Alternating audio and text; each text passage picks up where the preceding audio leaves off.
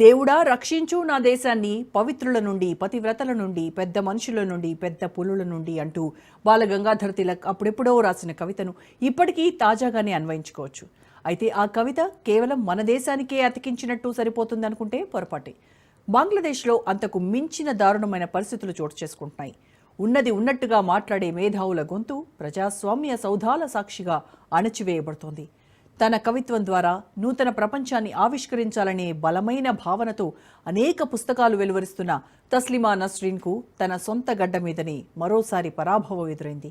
30 ఏళ్లుగా జన్మభూమికి దూరమైన తస్లిమా ఇప్పుడు కూడా పరాయి దేశంలోనే బిక్కుబిక్కుమంటోంది. యూనస్ పెంచి పోషిస్తున్న ఉగ్రవాద వారసులు ఆమె భావ స్వేచ్ఛను తొక్కిపడేస్తున్నారు. మరి బంగ్లాదేశ్ ఇంకా ఎక్కడికి దిగజారిపోతుంది అనేది ఆందోళన రేపుతోంది.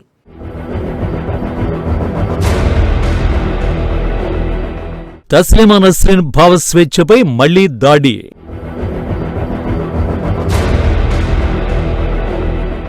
ఢాకా బుక్ ఫెయిర్లో పబ్లిషర్కు పరాభవం.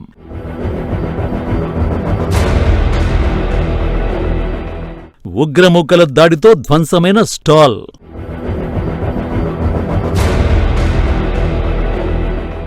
బాలగంగాధర తిలక్ రాసిన 1960ల నాటి కవిత ఇప్పటికీ తాజాగానే గుర్తు చేసుకోవాలి. దేవుడా రక్షించు నా దేశాన్ని పవిత్రుల నుండి, పతివ్రతల నుండి, పెద్ద మనుషుల నుండి, పెద్ద పులుల నుండి, నీతులు 2 నాల్కలు సాచి బుస్సలు కొట్టే నిర్హేతుక కృపా సర్పాల నుండి అంటూ మేకవన్య పులుల అసలు రంగును, దేశంలో జరుగుతున్న అప్రజాస్వామ్య పోకడల్ని ఆ రోజుల్లోనే ఆయన సామాన్య ప్రజల హృదయాలను తాకేలా ఆవిష్కరించారు. ఆయన కవిత్వానికి భారత్లో కోట్లాది మంది అభిమానులు ఉన్నారంటే అతిశయోక్తి కాదు. అయితే అలాంటి విష సర్పాలే తన దేశంలోనూ ఉన్నాయని, అలాంటి పాముల పుట్టలు ఎప్పుడు బద్దలవుతాయోనని ఎదురుచూస్తూ కొన్ని దశాబ్దాలుగా తస్లిమా నస్రీన్ తన కళాన్ని జడిపిస్తున్నారు. ప్రపంచాన్ని నిండా ముంచేయాలని చూస్తున్న అమానవీయ అరాచక శక్తుల్ని తన సిరాచుక్కలతో ఎదుర్కొంటూ ఓ రకంగా ప్రభంజనమే సృష్టిస్తున్నారు. ఇస్లామిక్ అరాచక శక్తుల దాడులకు బెదిరిపోకుండా రచనల పరంపర కొనసాగించేందుకు బంగ్లాదేశ్ను వీడారు. పరాయి దేశంలో ఉంటూ అనేక పుస్తకాలను పబ్లిష్ చేస్తున్నారు. ఈ క్రమంలోనే తాజాగా ఢాకాలో జరుగుతున్న బుక్ ఫెయిర్లను తన పుస్తకాలు ప్రచురించిన పబ్లిషర్లు స్టాల్ను ఏర్పాటు చేసుకుంటే దానిపై ఇస్లామిక్ అరాచక శక్తులు, యూనస్ ఎగదోస్తున్న శక్తులు దాడి చేశాయి. ఆమె పుస్తకాలను అమ్మకుండా అడ్డుకున్నాయి. ఢాకా బుక్ ఫెయిర్లో తన పుస్తకానికి జరిగిన అవమానంపై తస్లిమా ఓ ట్వీట్ ద్వారా ప్రపంచానికి తెలియచేసింది. సబ్యసాచి అనే పబ్లిషర్ తన పుస్తకాన్ని పబ్లిష్ చేశాడని, ఆయన చేసిన తప్పల్లా తన పుస్తకం ప్రచురించడమేనని, ఆ విషయం గమనించిన జిహాదీ శక్తులు తన పుస్తకం అమ్ముతున్నందుకు సబ్యసాచి మీద దాడి చేశారని తన ట్వీట్లో వాపోయారు తస్లిమా.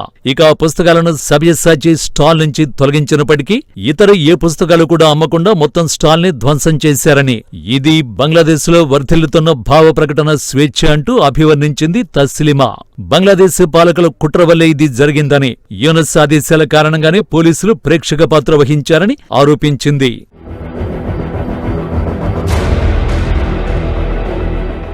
తస్లిమా నస్రీన్ ఇస్లాంను సంస్కరించాలనుకుంది. తాను పుట్టిన మతం ప్రపంచమతంగా భాసిల్లాలని భావించింది.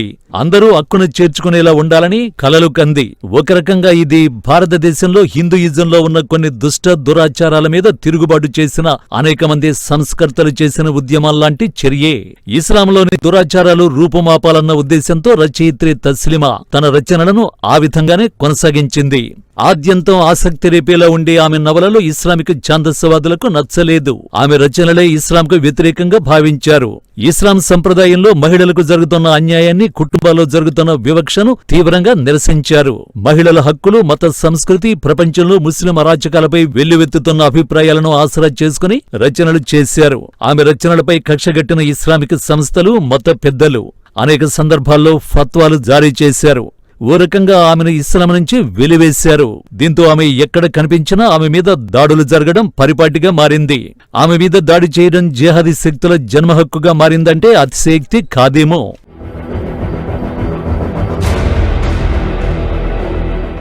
కొన్ని దశాబ్దాలుగా ఆమె రచనలు చేస్తున్నా 1993లో వచ్చిన లజ్జ అనే నవలతో ఆమెకు పాపులారిటీ లభించింది.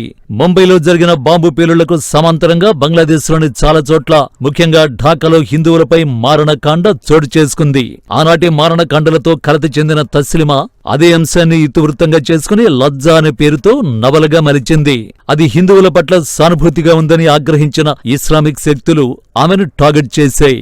అనేక మంది ఇమాములు ఆమె మీద ఫత్వాలతో విరుచుకుపడ్డారు. పలు రాజకీయ పార్టీలు కూడా కక్షగట్టాయి.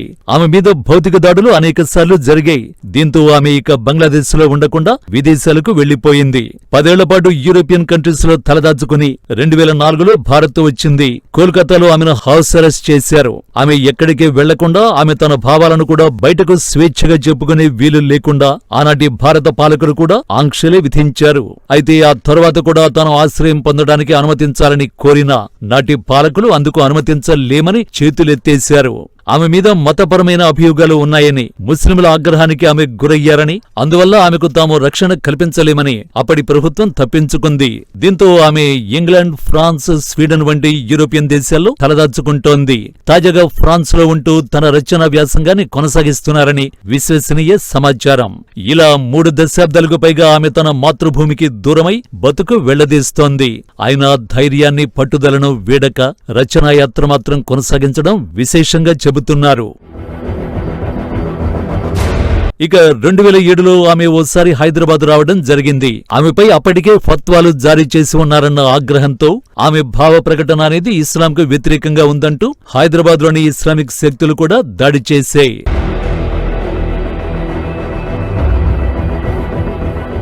హైదరాబాద్లో జరిగిన ఘటనపై తస్లిమా తీవ్రంగా కలత చెందింది. ఆశ్రయం కోరి వచ్చిన అతిథుల్ని భారత్ హక్కున చేర్చుకుంటుందని, కానీ ఆధునిక ప్రజాస్వామ్య యుగంలోనూ భారత్లో ఇలాంటి శక్తులు విజృంభించడం దారుణమని అభిప్రాయపడింది. అయితే విచిత్రమేంటంటే ఆమె భావ ప్రకటన స్వేచ్ఛను గౌరవించి ఆశ్రయమిచ్చిన దేశాల్లోనూ ఇస్లామిక్ శక్తులు విజృంభిస్తూనే ఉన్నాయి. స్వీడన్లో ఉన్నప్పుడు కూడా ఆమె ఉన్న హోటల్ని అక్కడి జిహాదీలు టార్గెట్ చేసి దాడి చేశాయి. అనేక సందర్భాల్లోనూ ఇలాంటివి జరిగాయి. ఆమె గనుక ఒంటరిగా కనిపిస్తే చంపేయడం ఖాయమన్న అభిప్రాయాలు కూడా వినిపిస్తుంటాయి. తాజాగా ఢాకాలోనూ ఆమె మీద ఉన్న కోపమే ఆమె పుస్తకం ప్రచురించిన పబ్లిషర్ మీద కూడా ప్రతిఫలించిందని అంటున్నారు. ఆయన తస్లిమా మీద ఉన్న అభిమానం ఓ స్వేచ్ఛాయుతమైన బంగ్లాదేశ్ తో పాటు హ్యూమన్ ఫ్రెండ్లీ ఇస్లాం కోసం పరితపిస్తున్న వ్యక్తిగా ఆమె కోసం చాలా మంది పబ్లిషర్లు ఇప్పటికీ రిస్క్ ఫేస్ చేస్తున్నారు.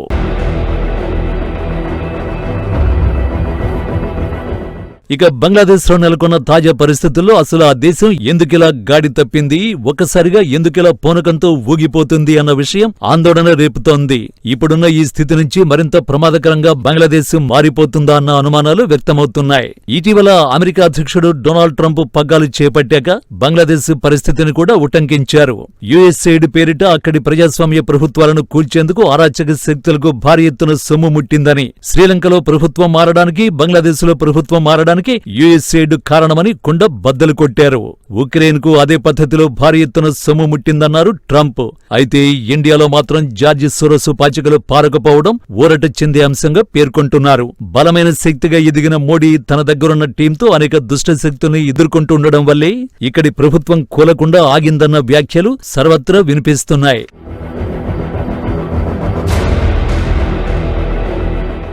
అయితే యుఎస్ఎయిడ్ వల్లే ప్రపంచ దేశాల్లోని అనేక ప్రభుత్వాలను కూల్చే కుట్ర జరిగిందని అంగీకరిస్తున్న ట్రంప్, మరి బంగ్లాదేశ్, పాక్ వంటి దేశాల్లో ఇస్లామిక్ శక్తులు విజృంభించడానికి తామే కారకులుగా ఒప్పుకొని ఆయా దేశాల్లో మత దురహంకారం లేని ప్రజాస్వామ్యయుతమైన ప్రభుత్వాల కోసం పనిచేస్తారా?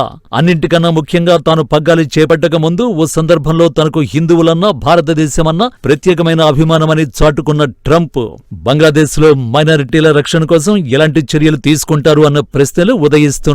యూనస్ ప్రభుత్వ పాచికలకు అడ్డుకట్ట పడకపోతే కనుక బంగ్లాదేశ్ కండిషన్ మరింత దారుణంగా తయారవుతుందన్న వ్యాఖ్యలు వినిపిస్తున్నాయి. మరి ఆ చర్యలకు ఎప్పుడు పూనుకుంటారో చూడాల్సి ఉంది.